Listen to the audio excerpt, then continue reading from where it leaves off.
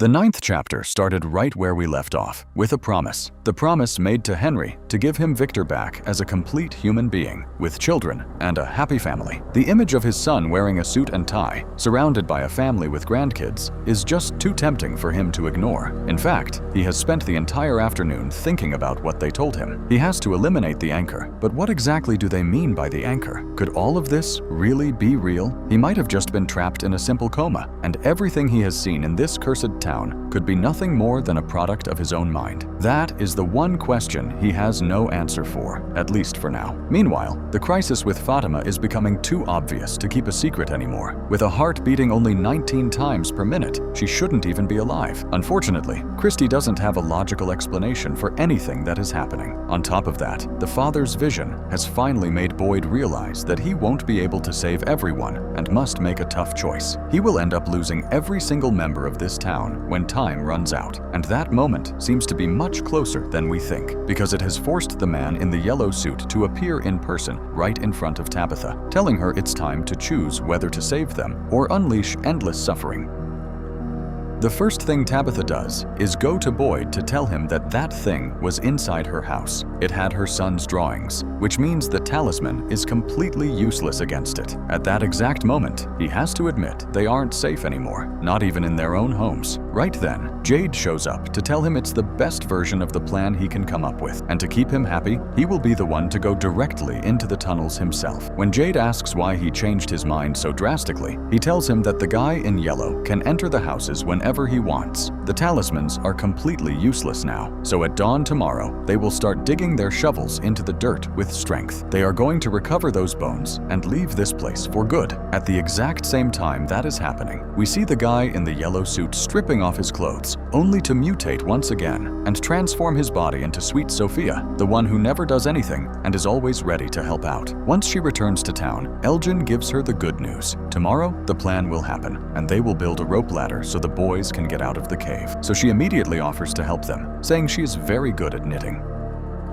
At that moment, Clara tells her she is going to the barn for more rope, and Sophia offers to go with her, but once they walk away a bit, she reveals herself and shows her her true eyes, causing the girl to panic and freeze completely. There, Sophia tells her she will have to do her a very special favor if she doesn't want to end up like everyone who has gone into the woods at night, and Clara, totally gripped by fear, ends up giving in. In the clinic, Christy needs to go out to see Boyd, but she is terrified that Fatima's heart might suddenly stop, so she leaves an epinephrine shot nearby, so Marielle can inject it straight into her heart if something bad happens. Sophia takes Clara straight to her room, and as they walk up the stairs, we can see she has a knife in her hand. However, when Clara fearfully asks her if she is going to kill her, she says no, there would be nothing good in doing that. However, she really needs a favor from her. Clara believes Sophia wants to sabotage tomorrow's mission, but she couldn't be further from the truth. She wants them to go into those tunnels, but assures her that nothing good will come of it for them. Things will go very wrong for them, but right now, Clara could earn a huge reward that would allow her to go back home, but she must do exactly what Sophia tells her.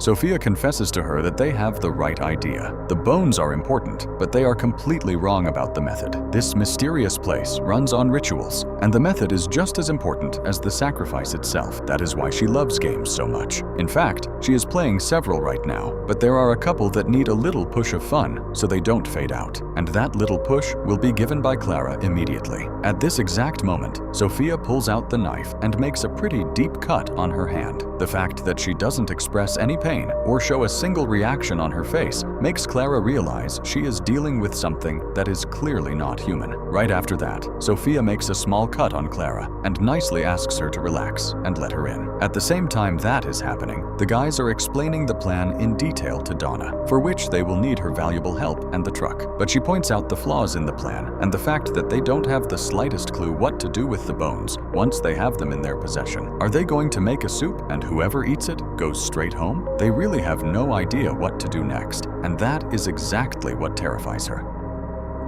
On top of the fact that the guy in yellow can now enter the houses whenever he wants. Who knows what other great evil that could bring, and obviously, nobody will say it publicly, since that would cause widespread panic. Back with Henry, he is thinking deeply about what the anchor could be. One of the girls who survived the brutal puppet attack kindly offers him a cookie, but these are completely burnt. It definitely seems like she isn't having a good day. Even so, Henry decides to be polite and accepts one of the cookies, but the moment the burnt dough touches his mouth, it transports him straight back to the asylum next to his beloved son, who has brought him a delicious burger. Before Henry can even take a bite of the food, Victor is already asking him if he figured out what the anchor is, and Henry confesses that he has. It's him. His son is the only thing keeping him trapped in that place, and what motivated him to get into all that trouble in the first place. But what the doctor says is complete madness. Killing his own son in that world to live happily in this one is something he is simply not willing to do. But the adult Victor firmly tells him that that broken boy who grew up alone isn't real. It's just the fear in his mind. He is right here waiting for him alongside his true family, and they urgently need him, so he must let go of all that once and for all. That fictional world he created in his mind is what keeps him totally trapped.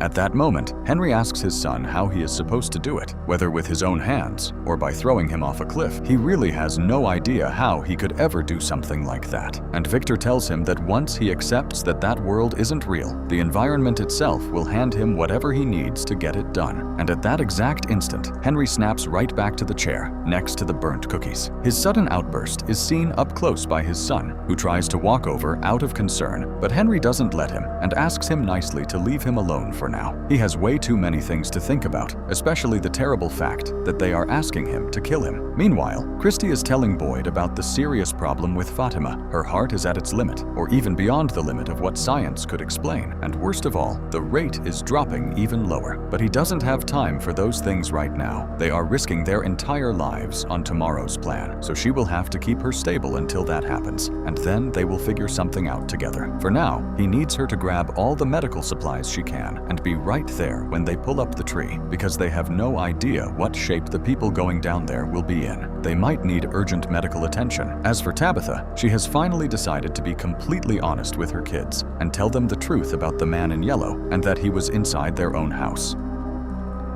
At that moment, Julie tells her that all of this and their father's death happened because they kept investigating those things, and she needs to be ready to find out who will be the next to die. Now she knows perfectly well what it means. Knowledge always comes with a very high cost. Julie tries to make her mother see that she isn't some ancient savior who has lived in this place for a long time, but that she is simply losing her mind. This place completely destroys people's minds with lies, and if she really had lived there for so long, then she would know how the talismans work and why. But Tabitha doesn't have a clear answer for this. Julie just wants her to understand once and for all that she doesn't play such an important role and is only making them suffer with her constant craziness. It's time for them to focus solely on their family and on finding a way out of here, not on living trapped in the past. At the same time that is happening, we can see Clara arriving at the clinic, but she stays outside for a moment, holding a thermos of hot coffee and 2 cups. The next thing she does is squeeze the wound on her hand tightly and let exactly 2 drops of blood fall into the coffee. When Marielle welcomes her in, Clara just shyly tells her that she brought a family remedy for Fatima. It has always worked wonders for her whenever she feels a bit run down in health, so she truly hopes it does the same for her.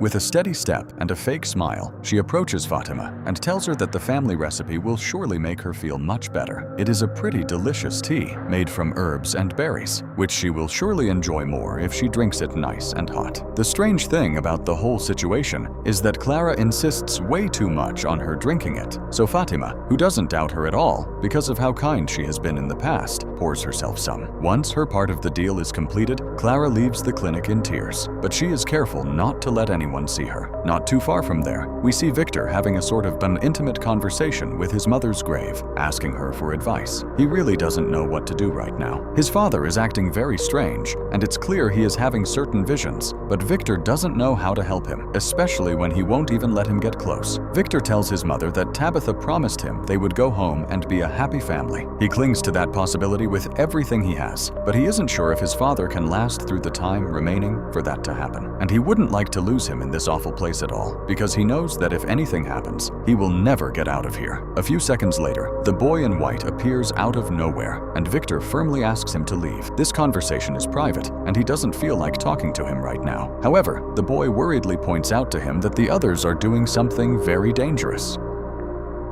The boy tells him that Boyd's plan includes cutting down the bottle tree, and that simply cannot happen. He has to stop them no matter what, whatever it takes. That particular tree is way too important and cannot fall under any circumstances. Meanwhile, Boyd is in the church having a very serious conversation with God. He tells him that a long time ago, he made it clear they don't like each other. Sometimes, he doesn't understand why he does things, and frankly, he couldn't care less. He doesn't care what happens to himself, but he does care about what happens to his son, to Fatima, and to everyone who puts their full trust in his actions. He accepted his own fate a long time ago, but he begs him from the bottom of his heart not to let him be the ruin of everyone else's hopes. Whatever crazy thing he has planned for his future, he can go ahead and do it with total confidence, but he just needs these people to make it back home safely. Everything else can go to hell. A few seconds later, Sarah shows up and tells him that Kenny asked her to come, but before starting the conversation, Boyd makes her firmly promise that she won't repeat a single word of what they are about to talk about right now. Once she promises to do so, Boyd confesses the serious issue of what is happening with Fatima. Her heart is stopping, her blood flow is too, and they don't have the slightest clue what is going on with her. Yet she keeps functioning as if there were no problem at all. That immediately reminds him of the day Fatima went missing, and Sarah came to him saying she could hear mysterious voices laughing. From what he understood, those voices were laughing because they were completely sure he wouldn't be able to save Fatima, but he did, which means they were wrong and don't actually know everything. And that is exactly what he needs to believe right now. Knowing that the monsters aren't perfect and that they don't have the slightest clue about everything that could happen. But if Fatima really dies, then his whole theory goes straight to hell. She doesn't have a clear answer for him right now, but she firmly promises that she will be by his side tomorrow, no matter what happens. Whether this means they will finally get out of there, or if everyone ends up dead. She is just so tired of hiding in her house all the time. Back with Tabitha, Julie's harsh words have started running through her mind, and she holds the talisman in her hands, trying to understand how they work and why. What do those mysterious carvings and the shape of the rock mean? Maybe the answer to the mystery of this entire place lies in something as simple as the rock that has protected them from the very beginning. A few seconds later, Ethan shows up with a question that has also been haunting him. He went looking for the Lake of Tears because his father told him to do so, but after they found it, very bad things happened, and Roger ended up dying. So now he is thinking that maybe it wasn't his father who gave him that order, but the guy in yellow.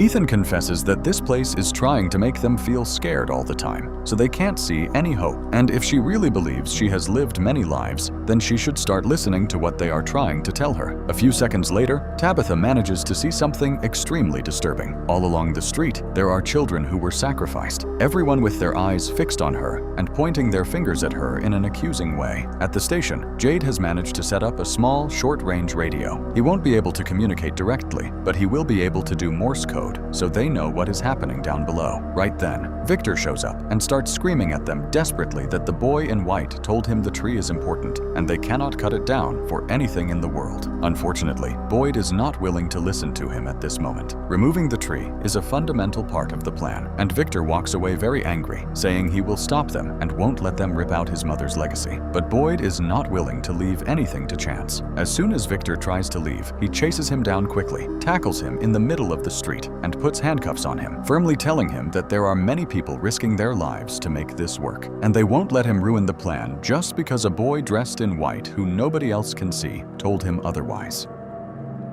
Once Victor is handcuffed, Tabitha shows up with something very important to tell him. The only people who should go down and rescue the bones are her and Jade. They are the true chosen ones, and the ones who failed to save them in the past. The children clearly told her that she must be the one to go down there. Tabitha shows him the talisman, where a carved rune can be seen for each sacrificed child, and the shape she has successfully managed to decipher is that of two people joined together, so she needs them to be the only ones to go down into that dangerous place. Any extra person who descends into the caves will inevitably die. That is exactly what the children have been trying to tell them this whole time. At this highly crucial moment, where Tabitha says something very important, they will only be able to do this once, and the way things are done matters too much, which is exactly what the man in yellow said before. Now, maybe they could finally have the right way to find the long-awaited way out. She desperately begs him to trust her word. It has to be her and Jade as the only ones going down. That is how things must be done from the very beginning. At sunset, Boyd does his routine patrol of every single day. The bell rings, alerting people to return quickly to the safety of their homes. But Sophia waits for him in the middle of the street and falsely tells him she is on her way to the diner, where they are working hard on the rope ladder, and she is completely sure she can be of great help with that, even though her hand is still hurt. Boyd thanks her deeply for her help and for her great willingness. Then he goes on with his daily rounds, completely ignoring the fact that he is standing right in front of the man who has caused so much pain to everyone in this place, and who will surely thoroughly enjoy killing him and eating him at the exact right moment. Once she is at the diner, Sophia gets straight to work on a part of the ladder, to which she is obviously not giving her true attention, since she expects it to break at the exact right moment. A few seconds later, after night fully falls, the monsters show up and silently position themselves right outside the window. Acosta firmly asks everyone to stay focused and ignore them completely. They need to keep working hard, but this is the perfect distraction for Sophia to sneakily pull out a knife and start making precise cuts in the rope so that it won't have the strength the team so desperately needs. At the exact same time that is happening, Fatima wakes up terrified in the clinic with a massive pain in her abdomen, and when she goes to get out of bed, she realizes with horror that she is losing a massive amount of hair at a highly accelerated rate. And worst of all, the black veins have started spreading rapidly way past her abdomen, and the pain is becoming almost unbearable. At the station, Boyd needs to talk about something very seriously with Kenny. In case things go wrong tomorrow and he ends up dying, he needs him to take his place as leader, which is why he is not included in tomorrow's dangerous mission. The boy flat out refuses to obey that order, but Boyd reminds him that when they tried to test the totems for the first time, Kenny made him stay behind, and now it's his fair turn to return the favor. Once the boy accepts with resignation, Boyd pulls out the last bit of whiskey left in his bottle, and they toast together to better days, knowing perfectly well that maybe tomorrow the whole town will end up dead. The next morning, Tabitha does the hardest thing she has done in this entire time: say goodbye to her beloved kids and tell them that she must be the one to go down into the deep caves, and she promises them from her heart that she will return, though in reality she isn't completely sure if that is even true. At the exact same time that is happening, the team is already working hard on the tree. They have the truck ready and shovels in hand. On top of Sophia keeping a close eye on the radio, the plan is simple: wrap the heavy chain around the tree and connect it to the truck while the rest of the guys start digging to make sure that when they apply force, it comes out easily. Once everything is ready and the radios are perfectly synchronized, it's time to enter the dark tunnels, and they do so through a small opening in the middle of the woods. While all of this is going on, we can see Elgin in the storage room, meticulously checking the last of the boxes Boyd ordered him to look through, searching for clues about what the mysterious guy in yellow might be hiding.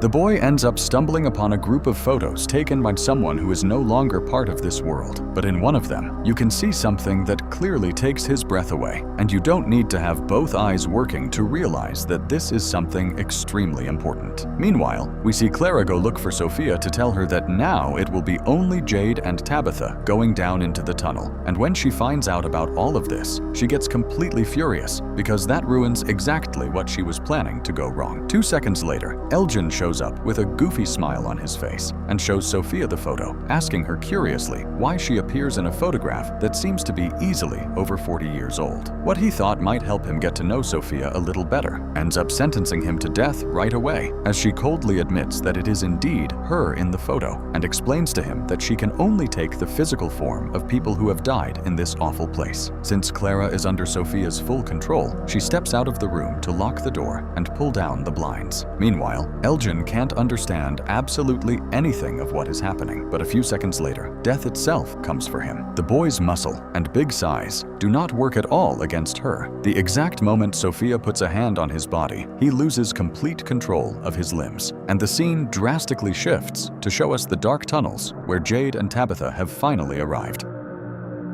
Against all odds, the map Jade made works perfectly, and they manage to successfully reach the cave where the bones are supposedly located. But before digging them up, they need to seal the entrance, so they use a plastic sheet and duct tape. Once the plastic is in place, they hang the talisman with all the hope in the world that it will work and keep the monsters from breaking in while they are digging. It is at this exact moment that they send the third signal to Boyd, so he can start pulling up the tree while they dig for the bones. The noise Tabitha and Jade make while digging ends up completely waking up the monsters, who head over there quickly with their signature smiles, as if they knew dinner had arrived. A foot under the dirt, they find a massive rock that seems to have a circular shape, so they start searching for the edges. Realizing it is the lid of a tomb, they use crowbars and begin to move it slowly, but they need way more strength than Tabitha can provide. Luckily, the plan ends up working, and under that huge piece of rock lie the bones of all the children, which they must now quickly put into bags to get out of there as soon as possible. The only big problem is that the monsters have already reached them, and now it's time to find out if the small plastic sheet with the talisman will be enough protection. But that is something we will find out in 7 more days, because the scene fades to black and the mystery prevails. So make sure to leave your like and your comment. See you in a week.